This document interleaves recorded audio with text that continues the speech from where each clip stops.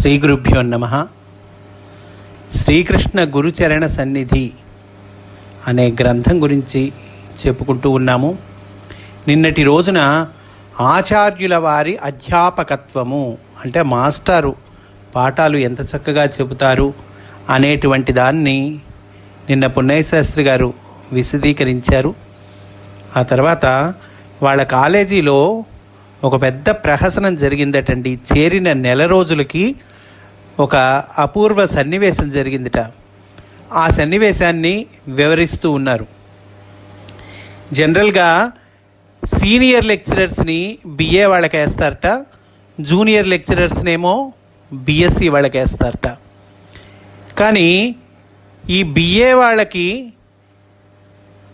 కృష్ణమాచార్యుల వారిని పూర్తిగా అన్ని పాఠాలకి అంటే పద్యము, గద్యము, నాటకము, ఉపవాచకము, వ్యాకరణము అన్నిటికీ ఆచార్యుల వారినే నియమించారట. అట్లా నియమించటం ఆ తెలుగు శాఖలో ఒక సీనియర్ లెక్చరర్ గారికి కంటగింపుగా ఉన్నదిట. అరే, నేను సీనియర్ని అయ్యి ఉండి కూడా బిఏ క్లాసులకు వెళ్ళట్లేదు, మరి కృష్ణమాచార్యుల వారు జూనియర్ అయ్యి ఉండి కూడా ఆయన్ని బిఏ వాళ్ళకి వేశారు అని పాపం ఆయనకి అసహనంగా ఉండేది, బాధగా ఉండేది. ఈ విషయం ఆయన ప్రిన్సిపల్ గారికి నివేదించుకున్నారట. సరే, ప్రిన్సిపాల్ గారికి నివేదిస్తే ప్రిన్సిపల్ గారు సరేనని చెప్పి మళ్ళీ మార్చారటండి. ఈ సీనియర్ లెక్చరర్నేమో బిఏ వాళ్ళకి వేశారట, కృష్ణమాచార్యుల వారినేమో బిఎస్సి వాళ్ళకి వేశారట. అంతే. ఇంకా ఈ స్టూడెంట్స్లో ఒక 10 మంది కలిసి ప్రిన్సిపల్ గారి దగ్గరికి వెళ్ళి, అయ్యా, ఆ సీనియర్ లెక్చరర్ మాకు వెయ్యవద్దు, కృష్ణమాచార్యుల వారినే నియమించండి, అవతలి ఆయనకు బోధనా సామర్థ్యము లేదు అని నివేదించుకున్నారటండి 10 మంది వెళ్ళి. ఈ 10 మందిలో పున్నయ్యశాస్త్రి గారు, గోపిరెడ్డి గారు కూడా ఉన్నారట. అయితే ఆ ప్రిన్సిపల్ గారు అన్నారట, మిగిలిన విద్యార్థులని కూడా తన వద్దకు నా వద్దకు తీసుకొని రండి, అప్పుడు చూస్తానన్నట. వాళ్ళ అభిప్రాయం కూడా తీసుకొని అప్పుడు చూస్తానన్నట. అంటే వెంటనే 200 మందికి పైగా విద్యార్థులందరూ గుమిగూడి ప్రిన్సిపల్ గారి గదిలోకి వెళ్ళారట. ఇంతమంది తన విద్యార్థులను చూడగానే ఆయనకి పాపం బాగా సంతోషం కలిగిద్దంటండి. ఆయన వాత్సల్యం అట్లాంటిది. వాళ్ళందరూ ఏకకంఠంతో కృష్ణమాచార్యుల వారే మా క్లాసులకు రావలెను అని ఘంటాపదంగా చెప్పారట. ప్రిన్సిపాల్ గారికి వేడుకోలు చేసుకున్నారటండి. వెంటనే ఆయన పాత నోటీసుని మార్చి తిరిగి ఆచార్యుల వారినే బిఏ క్లాసులకు నియమించారటండి. అయితే ఈ బిఏ క్లాస్ వాళ్ళకి వచన పాఠంలో ఈ సీనియర్ లెక్చరర్ రాసినటువంటి సాహిత్య వ్యాస సంపుటి ఉన్నదిట. అది కూడా వాళ్ళ పాఠ్యభాగంలో ఒకటి. అది కూడా కృష్ణమాచార్యుల వారే బోధిస్తున్నారట. ఆయనకి ఇంకా బాధగా ఉందిట. నేను రాసింది నాకన్నా జూనియర్ బోధించటం ఏమిటి అని మళ్ళీ ఆయన ప్రిన్సిపల్ గారి దగ్గరికి వెళ్ళి విన్నవించుకున్నారటండి. ఈ ఒక్క క్లాస్ అన్నా, అంటే నేను రాసిన సాహిత్య వ్యాస సంపుటన్నా నన్ను చెప్పనివ్వండి అని అడిగారట. అడిగితే ఆయన అన్నారట, అయ్యా, ఇంకా నాకు చెప్పుకొని మీరు లాభం లేదు, మీరు ఎట్లయినా శ్రీకృష్ణమాచార్యుల వారిని కలిసి వారినే బ్రతివిలాడండి, ఆయన వెళ్ళి పిల్లలకి నచ్చ చెప్పగలిగినచో వారు తప్పక మిమ్మలను తమ క్లాసులకు అనుమతించెదరు అని అన్నట్టండి. ఆ సూచనను అనుసరించి ఆ లెక్చరర్ గారు మాస్టర్ని అభ్యర్థించారట.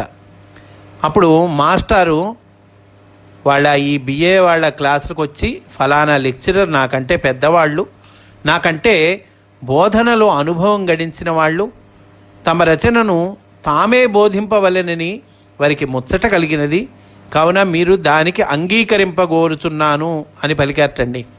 అంతే.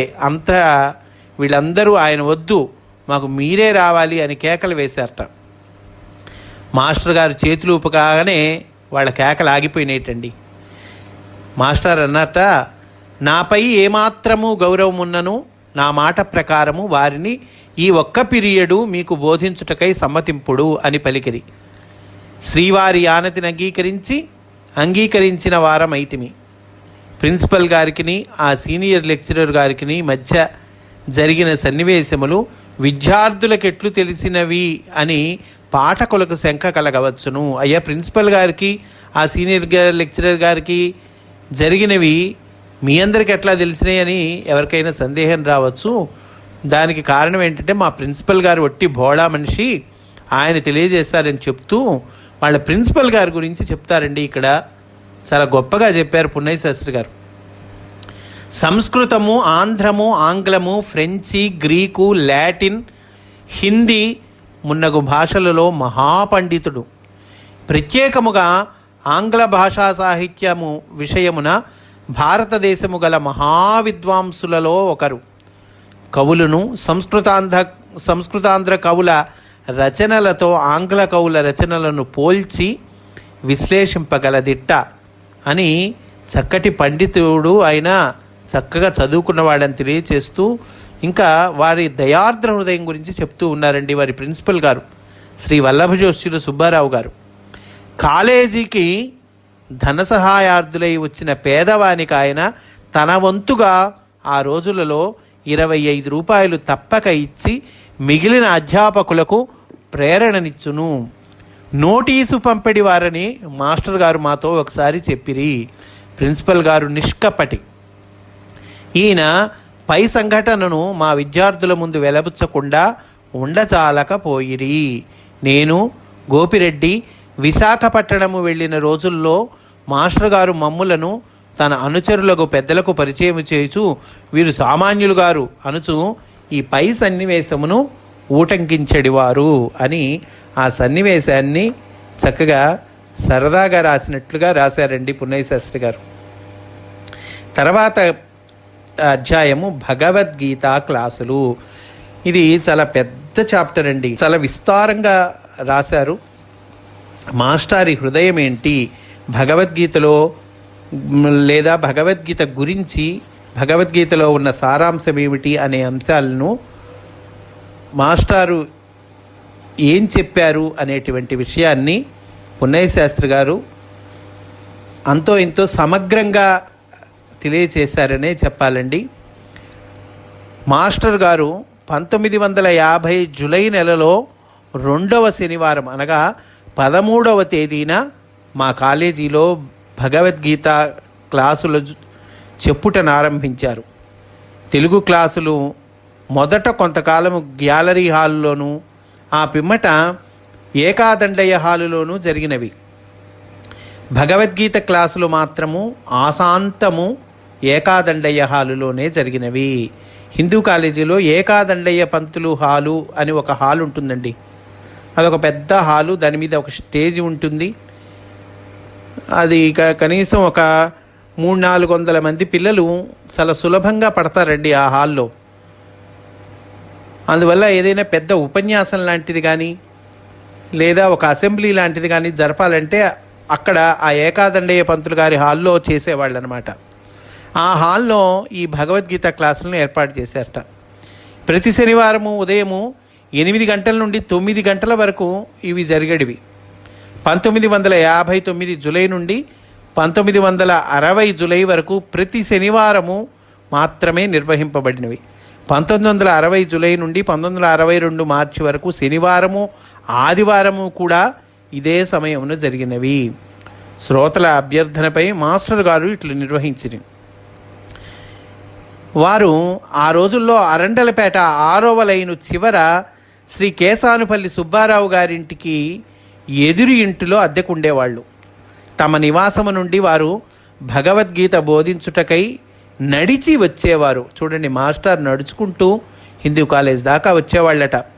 ఒక్కొక్కసారి సైకిల్ మీద వచ్చేవారు, ఒక్కొక్కసారి రిక్షాపై వచ్చేవారు. రిక్షా ఛార్జీలు ఆయనే పెట్టుకొనివారు. ఆ క్లాసులకు హాజరైన వారి సంఖ్య 12 నుండి 20 లోపు ఉండేది. శ్రీ చింతా వెంకటేశ్వర్లు, నేను, శ్రీ చాగంటి సాంబశివరావు, శ్రీ యనుమల గోపిరెడ్డి, శ్రీ రవీంద్ర, శ్రీ రాయప్రోలు కృష్ణారావు, శ్రీ పన్నాల జయరామ శర్మ, శ్రీ పన్నాల శ్రీరామచంద్రమూర్తి, శ్రీ దుర్గాప్రసాదు ఈ క్లాసులకు హాజరైన వారిలో కొందరు. కొంతకాలమునకు శ్రీ పిడూరి జగన్మోహన్ రావు కూడా వచ్చుట జరిగింది. మిగిలిన వారు గుర్తులో లేరు. కొందరు అప్పుడప్పుడు ఈ క్లాసులకు అరుదించిరి, కొందరు కొన్నాళ్ళు వచ్చి మానిరి. శ్రీ చింతా వెంకటేశ్వర్లు అత్యంత శ్రద్ధతో క్లాసులను ఏర్పాటు చేయుటయే కాక క్రమము తప్పక హాజరయ్యను. వేసంగి సెలవులలో మాత్రము క్లాసులకు విరామము. ఒక్క క్లాసు కూడా విరామము లేకుండా ఇందు పాల్గొను భాగ్యము నాకు అబ్బినది. మాస్టర్ గారి వయస్సు అప్పటికి 33 ఏళ్ళు. ఆ చిన్న వయస్సులో వారు ప్రసాదించిన బ్రహ్మ విద్య, యోగ విద్య, వేద విజ్ఞానము మాకు ఆనందాన్ని, ఆశ్చర్యాన్ని కొలిపేది. మాస్టరు గారి గీతా వివరణ తరచుగా అనేక గ్రంథముల నుండి ఉదాహరింపులతో కూడినది. పూర్తిగా ఆచరణకు, సాధనకు సంబంధించినదై ఉండేది. అట్లని మహాత్ముల బోధనలను, రచనలను శ్రీవారు ప్రస్తావింపకపోలేదు.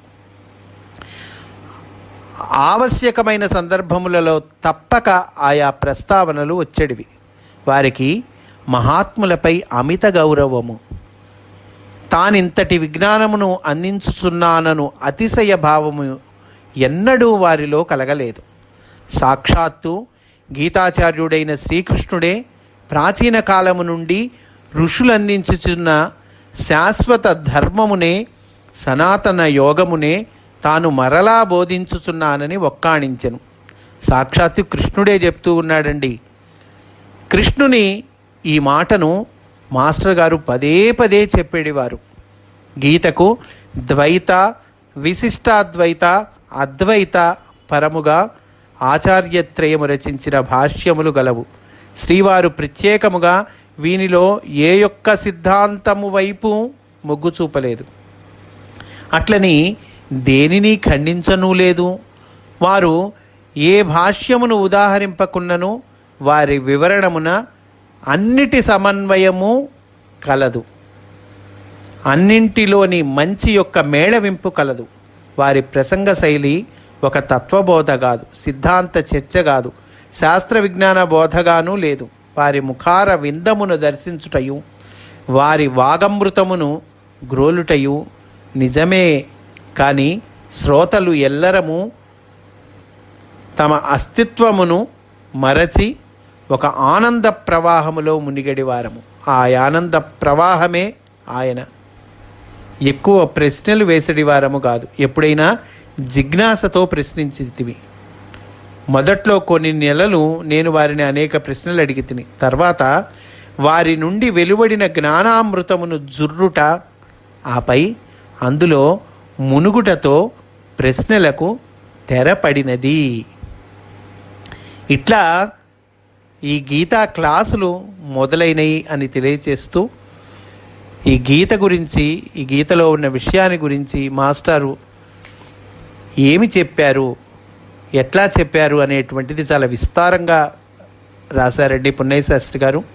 ఈ చాప్టర్ మనకి ఎక్కువ సమయమే పడుతుంది. కొంచెం నిదానంగా చెప్పుకుందాం. ఇందులో విషయాన్ని అర్థం చేసుకోవటానికి మనం ప్రయత్నం చేద్దామని తెలియచేస్తూ స్వస్తి. వాసుదేవ.